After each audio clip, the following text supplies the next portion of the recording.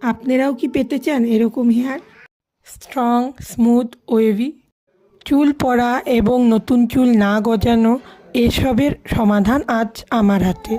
High, I am Sanchayita. Welcome back to my YouTube channel. হ্যাঁ, ঠিকই শুনেছেন। এসব প্রবলেমের সলিউশন আজ এই ভিডিওতে। হেয়ার কেয়ারের একটি বিশেষ পার্ট হলো অয়েল। তাই আজ একটা দুর্দান্ত অয়েল বানাবো।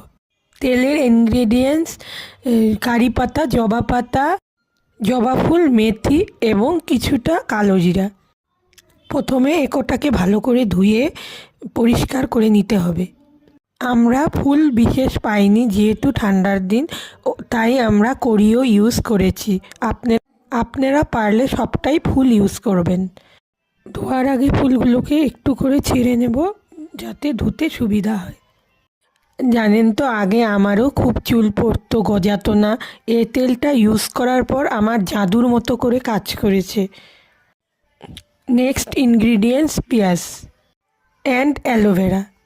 পেঁয়াজ আমাদের চুল গজাতে এবং পড়া রোধ করতে সাহায্য করে, and aloe vera smooth silky hair provide করে। প্রথমে অ্যালোভেরাটাকে ভালো করে ধুয়ে এর কাঁটাটাকে ছাড়িয়ে নিতে হবে যেভাবে দেখানো হচ্ছে। অ্যালোভেরাতে একটি বিশেষ হলুদ রঙের জেল থাকে। সেই জেলটি আমাদের হেয়ার অ্যান্ড স্ক্যাল্পে বহুত প্রবলেম করে এবং ইচিং প্রবলেমেরও সৃষ্টি করে।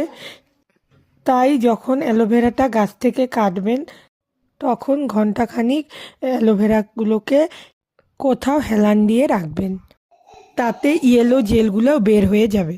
এই দেখুন, আমি এই সবগুলোকে ভালো করে ওয়াশ করে নিয়েছি। এরপর আমি সব ইনগ্রিডিয়েন্টসগুলোকে পরপর মিক্সিতে দিয়ে দিচ্ছি।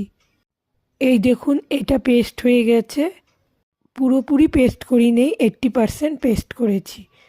তারপর যখন অ্যালোভেরাটা দিলাম তারপর পুরোপুরি পেস্ট হয়ে গেছে।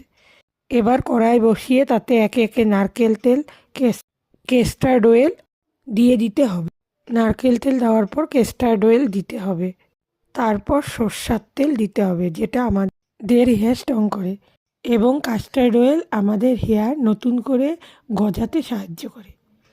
এবং নারকেল তেলের গুণাগুণ সম্পর্কে আপনারা সবাই অবগত, এটা আমাদের চুলকে কতটা উপকার করে। আপনারা তো দেখেই নিলেন। তেলের মধ্যে ওই পেস্টটাকে দিয়ে 15 থেকে 20 মিনিট ভালো করে কম আঁচে ভেজে নিতে হবে। তারপর ছেঁকে নিলেই রেডি আমাদের জাদুকরি তেল। এরকম যদি আপনাদের চুলও দিনে